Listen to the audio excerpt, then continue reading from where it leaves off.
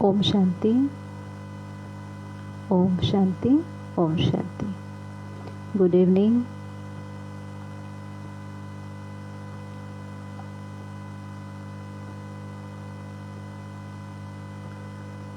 आज की 7/12/2021 की मीठी मुरली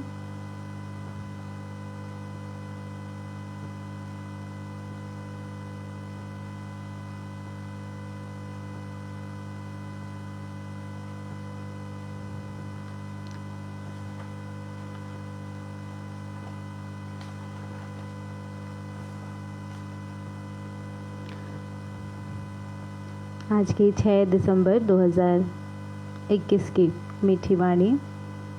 मीठे बाबा हम बच्चों को आज याद दिला रहे कि दान दी हुई चीज़ कभी वापस नहीं लेना, वापस लेंगे तो आशीर्वाद के बदले श्राप मिलेगा। सभी ने पढ़ी मुरली, सुनिए आज की मुरली।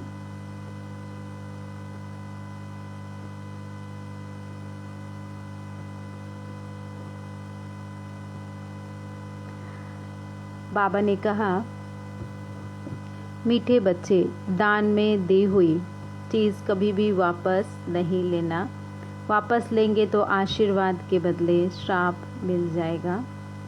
प्रश्न है, कौन सा निश्चय पक्का हो जाए तो किसी भी विरोध का सामना कर सकते हैं। उत्तर कहा, अगर निश्चय हो जाए कि हमको भगवान मिला है, उसे याद कर हमें विकर्म विनाश करने हैं, विश्व की बादशाही लेनी है, तो सब ऑपोजिशन खत्म हो जाते हैं ना। अपने अटल निश्चय से हम ऑपोजिशन को समाप्त कर देंगे, सामना करने की शक्ति आ जाएगी। निश्चय की कमी है तो मूंझ जाते हैं, फिर ज्ञान को छोड़ भक्ति में लग जाते हैं ना। खास करके माताओं बहनों पर बहुत सारे ऑपोजिशंस खड़े हो जाते हैं, एंटी पार्टीज, ब्रह्मा कुमारीज को अपोजिशन करने के लिए, तो सामना करने की शक्ति ना, दुर्बल, जिसको संसार समझती थी कि दुर्बल है, कमज़ोर है, पर हम सब कौन, शक्तियाँ, शिव की शक्तियाँ हैं। तो फिर निश्चय हो जाता है तो चलते जाते हैं। तुम्हें पाके हमने जहाँ पा लिया, जमी तो जमी आसमां पा लिया। यह गीत कौन सुनते हैं? बच्चे सुनते हैं, वह अर्थ को भी समझते हैं ना। भगवान को पाकर बाप के रूप में, शिक्षक के रूप में, गुरु के रूप में हमने तो जहान पा लिया। प्रजा भी जो सुनती है वह भी विश्व का मालिक बनती है। जैसे भारतवासी सब कहते हैं हमारा भारत, वैसे वहाँ भी यथा राजा रानी तथा प्रजा सब समझते हैं विश्व के मालिक हैं। जैसे यूरोपवासी आए तो वह भी कहते थे हम हिंदुस्तान के मालिक हैं। उस समय फिर हिंदुस्तानी नहीं कहेंगे कि हम हिंदुस्तान के मालिक हैं, वह गुलाम थे। राजाई सारी उन्हों के हाथ में थी ना, यूरोपवासियों के। फिर हमारा राज्य भाग्य रावण ने छीन लिया। अभी हमको अपना राज्य चाहिए, यह पराया राज्य है। गाया भी जाता है, दूर देश का रहने वाला आया देश पर आए ना। भगवान कितने दूर देश से, परम धाम से आते हैं। अब तुम अपने राज्य ले रहे हो, तुम कोई के लिए लड़ते नहीं हो, अपने लिए ही तुम सब कुछ करते हो। वह सेना लड़ती है अपने प्रेसिडेंट व प्राइम मिनिस्टर के लिए, देश के लिए। बड़े आदमी तो वह बनते हैं ना, उनका नशा अच्छा, उनको नशा अच्छा रहता है, फिर भी अभी कहते हैं ना हमारा भारत हमारा है। परंतु भारतवासियों को यह पता नहीं कि यह कोई हमारा राज्य नहीं है, यह रावण का राज्य है जिसमें हम रह रहे हैं। राम राज्य में ऐसा नहीं कहेंगे कि यह पराया राज्य है। वहाँ तो अपनी दुनिया होगी, सुख शांति का संसार होगा। अभी भारत पर रावण का पूरा राज्य है। राम का राज्य था, देवताओं का राज्य था, अभी नहीं, अभी आसुरी राज्य है। तुम जानते हो 5000 वर्ष के बाद हम राज्य ले रहे हैं। किससे? परमपिता परमात्मा बाप से। राम अक्षर कहने से लोग मूंझ जाते हैं, इसीलिए बेहद का बाप कहना ठीक है। राम अक्षर से त्रेता का राम समझ लेते हैं। बाप अक्षर बहुत मीठा है, बाप ही वर्षा याद दिलाते हैं। एक बाप के सिवाय और सब कुछ भूल जाना है। हम आत्माएं बाप से वर्षा ले रही हैं, बाप आकर तुमको आत्म अभिमानी बनाते हैं। हम आत्मा हैं, आत्मा कितनी छोटी महीन है, उसमें 84 जन्मों का पाठ भरा हुआ है। यह मोटी बुद्धि वाले मनुष्य नहीं जानते, ना समझा सकते हैं। बाबा से वर्षा ले रहे हैं, कितना सहज है, परंतु माया भुला देती है, इसीलिए बच्चों को मेहनत करनी पड़ती है। इसमें कोई हथियार, कोई बारूद आदि की बात नहीं है, ना कोई ड्रिल आदि सीखनी है, ना कोई शस्त्र उठाना है, सिर्फ बाबा को याद करना है। बाप जो सुनाते वह धारण करना है। हम अपना राज्य भाग ले रहे हैं। जैसे नाटक में एक्टर पार्ट बजाकर फिर कपड़े बदली कर अपने घर जाते हैं, वैसे तुम्हारी बुद्धि में भी है कि अब नाटक पूरा होने वाला है, अब अशरीरी बनकर घर जाना है। हम 5000 वर्ष के बाद पार्ट बजाते हैं, आधा कल्प राज्य करते हैं, आधा कल्प गुलाम बन जाते हैं। बच्चों को कोई जास्ती तकलीफ नहीं देते हैं। बुद्धि में सिर्फ याद रहनी चाहिए, पुरुषार्थ कर जितना हो सके ये भूलना नहीं चाहिए। अब नाटक पूरा होता है, बाकी थोड़ा समय है, अब हमको घर जाना है ना, वाकई अब थोड़ा सा समय रह गया है। ऐसे ऐसे अपने साथ बातें करते करते तुम पावन भन घर वापस चले जाएंगे। परंतु बुद्धि में रहता है ना, परंतु बुद्धि में तो रहता है ना, तो सारे दिन में हमने क्या क्या किया। जैसे व्यापारी लोग अपनी मुरादी संभालते हैं रात्रि को, यहाँ भी व्यापार है। हम सब कौन है? हम सब कौन है? व्यापारी हैं। रात्रि को सोने समय जांच करते हैं सारे दिन बाप को कितना याद किया, कितनी सेवा की, कितने हम योग में रहे, कितना बाप का परिचय दिया। जो होशियार होते हैं उनका धंधा अच्छा चलता है, बुद्धू होंगे तो धंधा भी ऐसे ही चलेगा। यह तो अपनी कमाई करनी है। बाप सिर्फ कहते मुझे याद करो, चक्र को याद करो तो चक्रवर्ती राजा बनेंगे। इसमें टू मच आशाएं नहीं होनी चाहिए। गांव में रहने वालों को आशाएं कम रहती हैं, साहूकार तो बहुत होते हैं, वह अपनी गरीबों में ही खुश रहते हैं। हाँ, गरीबी तो हमें दूर से देखने से लगता है दुखदाई है, शायद उन लोग को भी लगता होगा, पर वो फिर भी सूखी रोटी खाकर सुखी रहते, खुश रहते हैं। रोटला खाने पर ही हिर जाते हैं, सूखी रोटी खाने इसकी आदत पड़ जाती है। साहूकार में इच्छाएं बहुत होती है, छोटी मोटी मिलाकर बहुत बड़ी बड़ी इच्छाएं हैं। माँ बाप को ही तंग कर देते हैं। बाबा अनुभवी है, गरीबों पर रहम भी आता है। गरीब देखो इतना बड़ा आदमी ज्ञान सुनता है, तो गरीब देखेंगे इतना बड़े बड़े आदमी ज्ञान सुनते हैं, तो हमें भी सुनना चाहिए। चित्र तो बाबा ने बहुत बनवाए हैं। कोई कहते हैं हमको सर्विस चाहिए, बाबा कहते पहले तुम होशियार बनो फिर सर्विस पर जाओ ना, पहले खुद में एकदम पक्की धारणा हो जाए। क्योंकि आजकल भक्ति का भी बहुत जोर है, बहुत तर्क करते हैं, बहुत भक्ति के छंद दोहे सुनाएंगे, और जो होशियार नहीं होगा वो फंस जाएगा। तो एक तरफ समझो, दूसरी तरफ गुरुओं के चक्कर लगाओ। एक तरफ ज्ञान में चल रहे, दूसरी तरफ गुरुओं के सत्संग में भी बैठ रहे, तो वो डरा देते हैं। अगर तुमने भक्ति छोड़ी तो तुम्हारे साथ यह अनिष्ट होगा, तुम्हारे साथ ये बुरा हो जाएगा, तुम्हारे धंधे में मंदी आ जाएगी, आदि आदि कई कारणों से फिर डरा देते हैं। कहेंगे तुमको फल कैसे मिलेगा? भक्ति से तो भगवान मिलता है। तब तक इस ज्ञान में पक्के हो जाओ, पूरा निश्चय हो जाए हमको भगवान मिले हैं। वह हमको कहते हैं कि मुझे याद करो तो विकर्म विनाश होंगे। जब यह पक्का निश्चय जम जाए तब किसी का सामना कर सको, नहीं तो और ही तुम्हें मुझा जाते ना। नए नए में अगर बोलने नहीं आता, निश्चय नहीं है, या पूरा सा मुरली रोज नहीं सुन रहे, तो निश्चय नहीं है, पॉइंट्स नहीं है, तो फिर तुम्हारे से ही ऑपोजिशन करेंगे ना। तुम एक बात कहते हो वो दूसरी बात कहेंगे ना। हम कहेंगे ना कि सीता हरण किसको कहते हैं, रावण कौन था, वो कहेंगे अरे इतना राजा राम की ऐसी ऐसी बातें बोलते हैं, राम को नहीं समझते हैं, राम ने रावण को नहीं मारा। ये सब बातें अगर हम कहते तो वो समझते रॉन्ग है, क्योंकि सीता कौन? हम सब आत्माएं, राम कौन? परमपिता परमात्मा ना। तो इस संबंध को समझना नहीं चाहते हैं, तो वो और बातें सुनाएंगे। मनुष्य फंस पड़ते हैं, गीता का भी भिन्न भिन्न अर्थ सुनाते हैं, तो मनुष्य फंस पड़ते।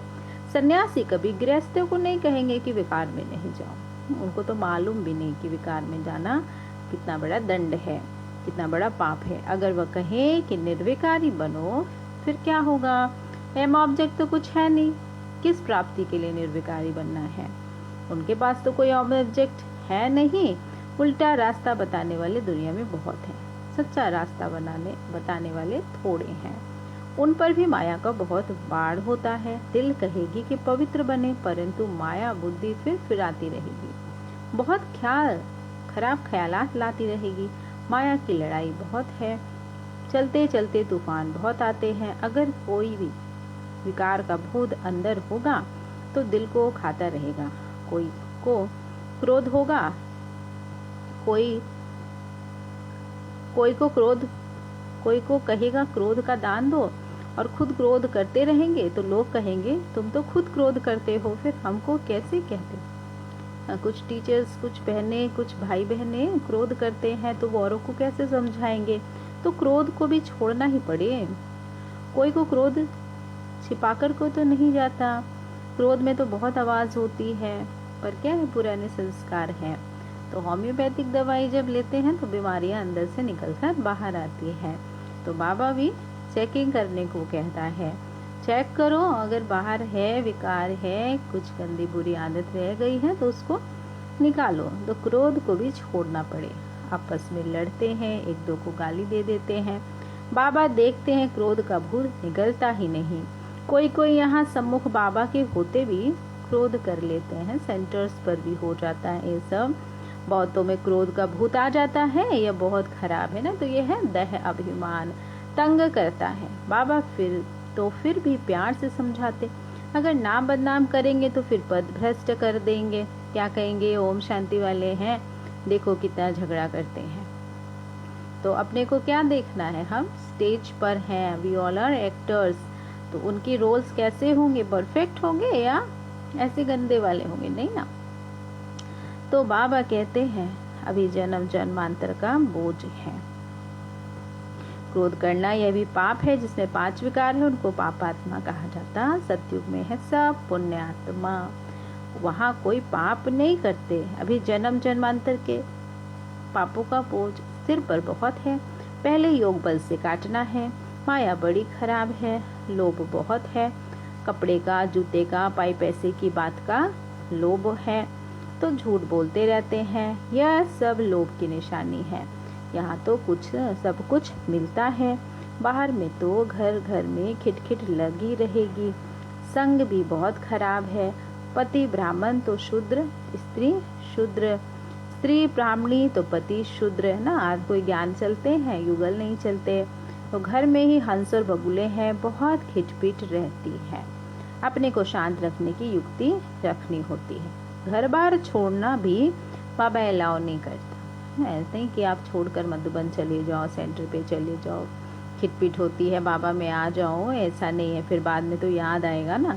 ऐसे बहुत आश्रम है जहाँ बाल बच्चों सहित जाकर रहते हैं, फिर खिटपिट तो सब जगह होती है। शांति कहाँ भी नहीं। सच्ची शांति, सुख, पवित्रता 21 जन्म के लिए तुम बच्चों को अब मिल रही है, ऐसी मत और कोई दे न सके। बाबा कहते हैं मैं कितना दूर देश से आता हूँ सर्विस करने, तुमको भी सर्विस करनी है। प्रदर्शनी मेले में बहुत नहीं समझ सकते। बल गवर्नर ओपनिंग करते हैं, परंतु यह थोड़ी बुद्धि में आता है। ये बहुत अच्छी है। इन्हों को परमात्मा बैठ पढ़ाते हैं ब्रह्मा द्वारा, जिससे वर्षा मिलता है। शिव बाबा बैठकर विश्व का वर्षा देते हैं। सिर्फ कह देते हैं अच्छा है, अच्छा है। माताएं अच्छा कर्तव्य कर रही हैं, श्रेष्ठाचारी बना रही हैं। बल यह भी लिखते हैं कि मैं मानता हूँ कि गीता भगवान द्वारा गाई हुई है। लिख दिया, परंतु बुद्धि में थोड़े बैठता है। वो तो भगवान फिर भी कृष्ण को समझते ना पुरुषार्थ में चलते हैं समझने का। तुम्हारी बुद्धि में है कि शिव बाबा ब्रह्मा द्वारा कहते हैं कि मुझे याद करो तो तुम श्री लक्ष्मी नारायण जैसा बन जाएंगे। यह पैगाम सबको सुनाना है। तुम पैगंबर के बच्चे हो, और जो भी आते हैं वो है धर्म स्थापक। वो पैगंबर नहीं है, वो भगवान का पैगाम नहीं फैला रहे हैं, तो वो तो धर्म की स्थापना करते हैं। तुम सबको यह मैसेज सुनाओ कि बाबा स्वर्ग नई दुनिया की स्थापना करते हैं। बाबा कहते अगर तुम मुझे याद करेंगे और पवित्र रहेंगे तो तुम भी स्वर्ग के मालिक बन जाएंगे। घड़ी घड़ी या ख्यालात चलना चाहिए। कच्ची अवस्था होने कारण धंधे धोरी में जाते हैं तो सब कुछ भूल जाते हैं। फिर ज्यादा बुद्धि व्यापार में लग जाता है। फिर जो महावाक्य सुनते हैं वो व्यर्थ नहीं जाते। कुछ तो अंदर रहता है ना। एक एक रत्न काम की है। एक रत्न भी स्वर्ग का मालिक बना सकती है। गाते भी हैं भारत हमारा बहुत ऊंच देश है। तुम जानते हो हमारा भारत जो स्वर्ग था वह अभी अभी नरक बना है। इस समय सारी दुनिया नरक हुई है। अब फिर बाबा कहते मानो का याद करो तो विक्रम विनाश होगा। प्रजा तो ढेर बनती है, वृद्धि भी होती रहती है दिन प्रतिदिन। अभी देखो कितना वृद्धि हो गई है। सेंटर्स खुलते रहते हैं। बाप भी कहते हैं गांव में जाकर सर्विस करो। ऐसे बहुत गांव हैं जहां मिलकर क्लास करते। फिर बाबा को पत्र लिखते कि यहाँ एक स्थान दे दो, यहाँ एक सेवा सेंटर होनी चाहिए। अभी तो देखो ये अवस्था नहीं है। अभी तो हर जगह पाठशालाएं हैं, सभी सेवाएं चल रही हैं। बाबा कहते तुम बच्चों का काम है ब्राह्मण धर्म को बढ़ाना ताकि सब मनुष्य देवता बन जाएं। यहाँ वाला जो होगा वह और सत्संगों में नहीं फंसेगा। यहाँ मुख्य बात है पवित्रता की। इस पर ही बाप बच्चों के, स्त्री पुरुष के, पुरुष स्त्री के दुश्मन बन जाते हैं ना। पवित्रता पर ही बहुत लफड़े करते हैं। गवर्नमेंट भी कहती है या क्या करते हैं या क्यों होता है, परंतु धर्म में इंटरफेयर तो कर नहीं सकते। स्वराज्य तो स्थापन कर ही लेंगे। पहले जो लड़ाई लगी है और इसमें जो है वो दिन रात का फर्क है। यह बॉम्ब शादी पहले नहीं थे। तुम जानते हो हमारे राज्य में लड़ाई का नाम निशान भी नहीं होगा। सुख शांति की दुनिया में सतयुग में कोई लड़ाई नहीं होगी। सतयुग, त्रेता, सुख, द्वापर, कलयुग, दुख। नई दुनिया और पुरानी दुनिया, दुनिया एक ही है, सिर्फ नई और पुरानी बनती है। अब पुरानी दुनिया विनाश हो, नई दुनिया बनने वाली है। यह पुरानी दुनिया अब कोई काम की नहीं रही। फिर नई दुनिया चाहिए। दिल्ली में कितने बार नए महल बने होंगे, है ना। जो आते हैं वह तोड़ फोड़ कर फिर अपना नया बना लेते हैं यादगार के लिए। जब बड़ी लड़ाई लगेगी तो यह सब टूट फूट जाएगा। इतनी बड़ी बड़ी ऊंची ऊंची इमारतें ना, 100 तल्ले वाली, 120, 160 ना, ऐसी इमारतें हैं, टूट फूट जाएगी। फिर नई दुनिया में नए महल बनाएंगे। फिर जितना जो पढ़ेंगे उतना उच्च पद पाएंगे। कई अच्छे पढ़ते हैं, कोई कम, यह तो चलता रहता है। तुम बच्चे यह पक्का याद रखो कि हमने अब 84 जन्म पूरे किए। अब हमको घर जाना है। यह पुराना शरीर छोड़ हम अपने घर जाएं। ऐसी पक्की अवस्था हो जाए और क्या चाहिए। ऐसी अवस्था में कोई शरीर भी छोड़ते हैं तो बहुत ऊंचे कुल में जन्म लेंगे। अच्छा, मीठे मीठे सिके लधे बच्चों प्रति माता पिता बाप दादा का याद प्यार और गुड मॉर्निंग। रूहानी बाप की रूहानी बच्चों को नमस्ते। हम रूहानी बच्चों की रूहानी बाप दादा को याद प्यार गुड मॉर्निंग और नमस्ते बाबा, नमस्ते, शुक्रिया बाबा, शुक्रिया पद्मा पदम, शुक्रिया बाबा। आज की मुरली के धारणा के ये पॉइंट्स हैं। पहला है अपनी कमाई जमा करने के लिए बाप और चक्र को याद करना है। माया की चक्री में कभी नहीं आना। टू मच आशाएं नहीं रखनी है। दूसरा कहा मनुष्य को देवता बनने के लिए अपने ब्राह्मण धर्म को बढ़ाना है। गांव गांव में जाकर सेवा करनी है। वरदान है आज का, स्वयं भगवान परमात्मा शिव बाबा हम बच्चों को वरदान देते हैं, स्वीकार करेंगे। बहुत सुंदर वरदान। बार बार हार खाने के बजाय बलिहार जाने वाले मास्टर सर्वशक्तिमान विजयी भव। स्वयं को सदा विजयी रत्न समझकर हर संकल्प और कर्म करो तो कभी भी हार नहीं हो सकती। मास्टर सर्वशक्तिमान कभी हार नहीं खा सकते। यदि बार बार हार होती है तो धर्मराज की मार खानी पड़ेगी और हार खाने वाले को भविष्य में मूर्तियों के लिए हार बनाना पड़ेगा। द्वापर से अनेक मूर्तियों को हार पहनाने पड़ेंगे। इसीलिए हार खाने के बजाय बलिहार जाओ। अपने संपूर्ण स्वरूप को धारण करने की प्रतिज्ञा करो। तो विजयी बन जाएंगे। स्लोगन है, कब शब्द कमजोरी सिद्ध करता है, इसीलिए कब करेंगे नहीं, अब करेंगे। जैसे बाबा देता है मत, श्रीमत, श्रेष्ठ मत, तो अब करेंगे ना, कल करेंगे, कर लेंगे, आने वाले समय में कर लेंगे, ऐसी परिस्थिति हो जाए तो कर लेंगे, युगल चलने लगे तो कर लेंगे ना, बच्चे की शादी कर लें तो कर लेंगे। तो कब कब कब नहीं, अब करना है, अब घर चलना है। अच्छा, ओम शांति। शुक्रिया बाबा, मीठे बाबा, प्यारे बाबा, आपका बहुत बहुत शुक्रिया। उपस्थित सभी भाई बहनों का बहुत बहुत धन्यवाद। आइए बाबा को याद करते हैं।